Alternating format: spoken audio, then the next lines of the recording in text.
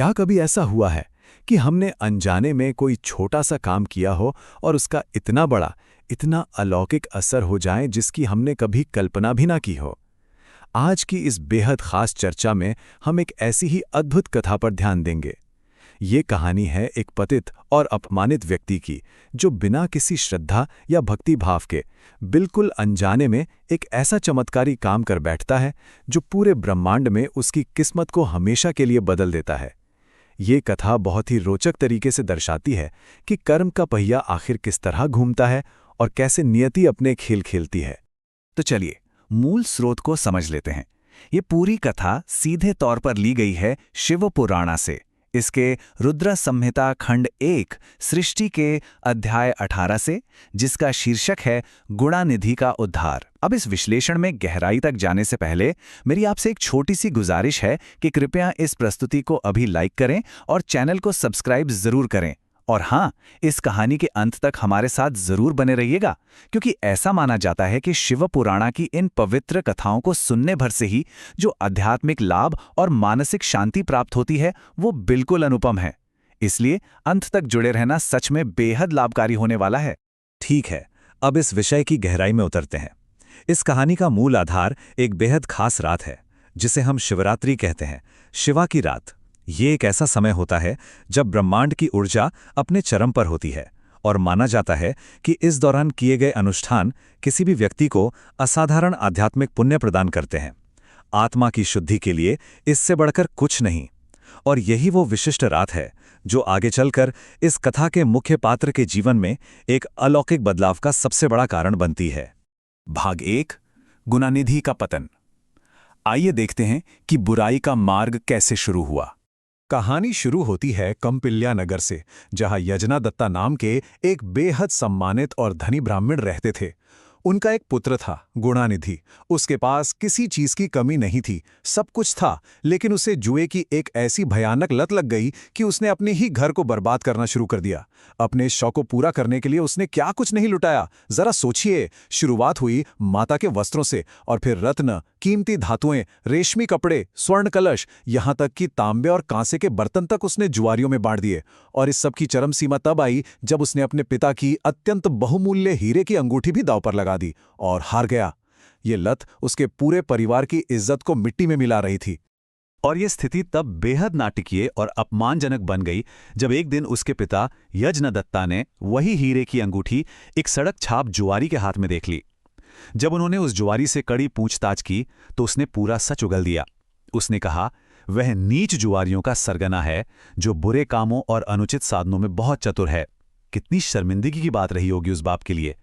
एक प्रतिष्ठित विद्वान पिता को एक जुआरी से पता चल रहा है कि उसका अपना खून जुए की लत में पूरी तरह डूब चुका है और उन्हीं जुआरियों का लीडर बन गया है। इस भयंकर अपमान के बाद यजनादत्ता ने बिना कुछ सोचे गुणानिधि को घर से बाहर निकाल दिया और उसे उसके हाल पर छोड़ दिया।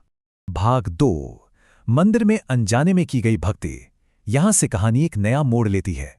घर से निकाले जाने के बाद गुणानिधि की हालत खराब हो गई। भूख से तड़पता हुआ खाना चुराने के इरादे से वो एक शिव मंदिर में घुस गया। अब यहां सबसे रोचक बात पर ध्यान दीजिए। वहां उसका उद्देश्य पूजा पाठ करना बिल्कुल नहीं था। उसे तो बस भोग का प्रसाद चुराना था। लेकिन हुआ क्या? क्योंकि वो भूखा था तो अनजाने में उसका दिन भर का उपवास हो गया। रात में चुराने के मौके के इंतजार में वो पूरी रात जगा रहा और वहां भक्तों द्वारा गाए जा रहे भगवान शिव के नामों को सुनता रहा। अंधेरे में मिठाइयां ठीक से नजर नहीं आ रही थी तो रोशनी बढ़ाने के चक्कर में उसने कुछ ऐसा किया जिसने शिवरात्रि के हर एक नियम का अनजाने में ही पालन करवा दिया। उसके पाप भरे इरादे किस तरह एक पवित्र अनुष्ठान में तब्दील हो गए, ये वाकई हैरान करने वाला है। सिर्फ यहाँ एक का महत्व समझना बेहद जरूरी है। मंदिर में उस वक्त काफी अंधेरा था और गुणानिधि को भोग में रखी वो मिठाइयां दिख नहीं रही थीं। तो उसने क्या किया? उसने अपने खुद के पहने हुए कपड़े का सिर्फ एक छोटा सा टुकड़ा फाड़ा, उसकी बाती बनाई और दिए की रोशनी बढ़ा दी। उसने ये सब किसी आध्यात्मिक भावना या भक्ति से नहीं किया था, बल्कि अंधेरे में सिर्फ अपना खाना ढूंढने के लिए किया था। लेकिन उस एक छोटे से अनजाने में किए गए काम ने उसके आगे के भाग्य के सारे दरवाजे खोल दिए। भाग 3, यम बनाम शिवा। अब शुरू होता है मृत्यु के बाद का बड़ा संघर्ष। जैसे ही गुणानिधि वो मिठाइयां चुराकर भागने लगा, अंधेरे में उसका पैर मंदिर में सोते हुए एक भक्त पर पड़ गया। शोर मच गया। मंदिर के रक्षकों ने गुणानिधि को पकड़ लिया और उसे इतना पीटा कि वहीं उसकी मृत्यु हो गई। लेकिन असली अलौकिक नाटक तो उसकी मौत के बाद शुरू हुआ। जरा दृश्य की कल्पना कीजिए। एक तरफ से यमदूत आए अपने भयानक रूप में, फांदे और गदा के साथ। उनके हिसाब से वो एक पापी था, एक ज्वारी और चोर था जिसे नरक की कठोर सजा मिलनी ही चाहिए थी। लेकिन वहीं दूसरी तरफ आसमान से उड़ते हुए विमान में भगवान शिव के तेजस्वी गण उतरे। उनके शरीर पर भस्म थी, सफेद वस्त्र थे और हाथों में त्रिशूल। उन्होंने आकर सीधे घोषणा कर दी कि इस आत्मा को तो अब मोक्ष मिलेगा। तो मूल मुद्दा ये उठता है कि आखिर शिव के गानों ने एक चोर और जुआरी की आत्मा पर अपना अधिकार क्यों जताया। उन्होंने यमदूतों को जो तर्क दिया वो सुनने लायक है। उन्होंने कहा कि शिवलिंग पर दीपक की परछाई पड़ रही थी और इस गुणानिधि ने रात में दीपक में बाती डालकर उस अंधेरे को दूर किया। भले ही उसका इरादा सिर्फ मिठाई चुराना था, भले ही वो स्वार्थ से भरा था, लेकिन उसके कर्म ने अनजाने में ही सही शिवलिंग को रोशन कर दिया। यही वो चमत्कारी टेक्निकलिटी थी, वो मूल क्रिया थी जिसने उसके जीवन के सारे पाप धो डाले और उसे सीधा शिव की शरण में लाकर खड़ा कर दिया। भाग 4, राजा दामा के रूप में पुनर्जन्म। आइए देखते हैं कि उस रोशन किए गए दीपक का आगे क्या असर हुआ। शिवालोक में अपने पाप धोने के बाद कर्म के इस अद्भुत नियम के चलते गुणानिधि की आत्मा ने कलिंगा के एक महान राजा वंश में राजा दामा के रूप में जन्म लिया। अब हालांकि उसके पिछले जन्म की यादें पूरी तरह स्पष्ट नहीं थीं, फिर भी उसकी आत्मा की गहराई में उस दीपक जलाने का प्रभाव हमेशा के लिए उत्कीर्ण हो चुका था। राजा बनते ही उसने अपने पूरे साम्राज्य में एक अत्यंत कठोर बल्कि कहीं की जुनूनी आदेश लागू किया। उसने फरमान निकाला कि सभी ग्राम प्रधानों को हर हाल में शिव मंदिरों को दीपकों से रोशन करना होगा और अगर किसी ने ऐसा नहीं किया तो उसे सीधे मृत्युदंड मिलेगा। उसकी ये प्रबल भक्ति साफ दिखाती है कि पिछले जन्म में जलाए गए उस एक अनजाने दिए की ऊर्जा और शक्ति कितनी ज्यादा प्रभावशाली थी। भाग 5, सर्वोच्च अलौकिक पुरस्कार। इस पूरी कथा का सबसे हैरतअंगेज मुकाम। ये टाइमलाइन कथा के मूल संदेश को बेहद खूबसूरती से दर्शाती है। जरा इस पूरे सफर पर गौर करें। पहला जन्म एक पतित जुआरी और चोर जो खाना चुराते वक्त मंदिर में मरा गया। दूसरा जन्म कलिंग का एक बेहद शक्तिशाली राजा जिसने अपना पूरा जीवन, अपना पूरा साम्राज्य शिव मंदिरों को रोशन करने में समर्पित कर दिया।